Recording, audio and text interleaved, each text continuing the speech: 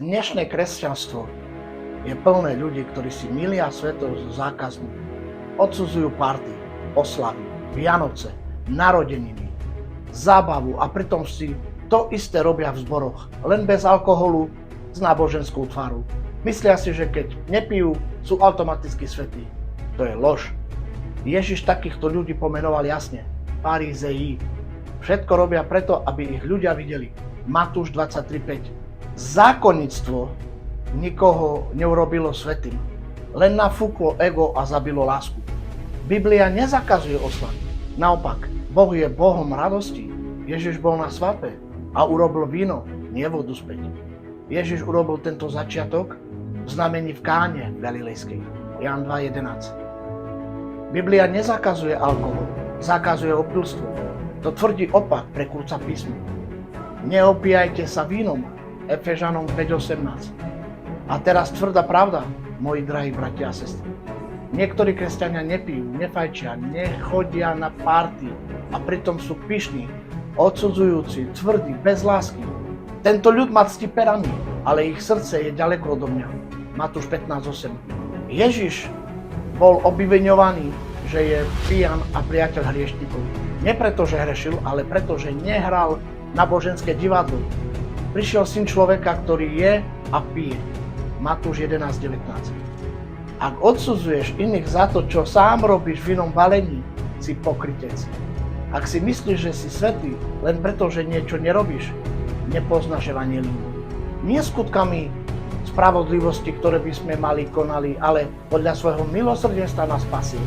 Titovi 3:5. Ježiš neprišiel zakázať radosť, prišiel zachrániť srdce. Svetosť nie je izolácia od sveta. Svetosť je život v Kristu uprostred sveta. Ak ťa toto pohoršuje, možno nie je problém vo slave, ale v tvojom zákonníctve. Kde je duch Pánov, tam je sloboda. 2. Korinťanom 3:17. Čím ste iní než farizeji, keď odsudzujete niekoho za Vianoce, ale prehľadáte väčšie hriechy? Ježiš povedal: Vedám vám zákonníci a farizeji, pokrytci, lebo cedíte komára, ale ťavu hltáte. Matúš 23:24. Farizei riešili dni, zvyky, formy, ale zanedbali spravodlivosť, milosť a čistotu srdcia. Matúš 23.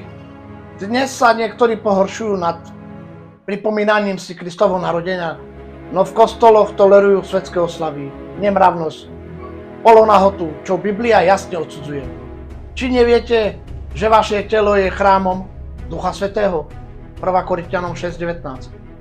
Ježiš učil, že človeka nepoškvrňuje dátum, ale to, čo vychádza zo srdca. Matúš 15:11. Práve zbožnosť nie je odsudzovaní dní, ale svetosti, pokáni a pravde. Biblia jasne varuje pred tolerovaním hriechu v cirkvi, pred falošnou zbožnosťou. Apoštol Pavol píše: Či neviete, že trocha kvasu nakvasí celé cesto? 1. Korinťanom 5:6. Keď cirkev toleruje hriech, stráca svetlo a stáva sa podobnou svetu. Ježiš ostro odsúdil duchovných vodcov, ktorí berú od ľudí peniaze, ale nemajú s nimi vzťah ani lásku. Ponechali ich na pospas a odsúdili ich. Povzbudzujem vás, nebuďte moderní kresťania, ale učeníci Ježiša Krista, ktorý je, ktorý bol a ktorý prichádza vševládny. Halelúja, sláva Bohu na výsostiach.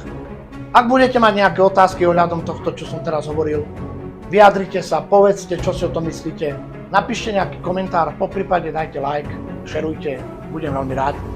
Ako vidíte kresťanstvo, čo si myslíte o bratoch v cirkvách a tak ďalej.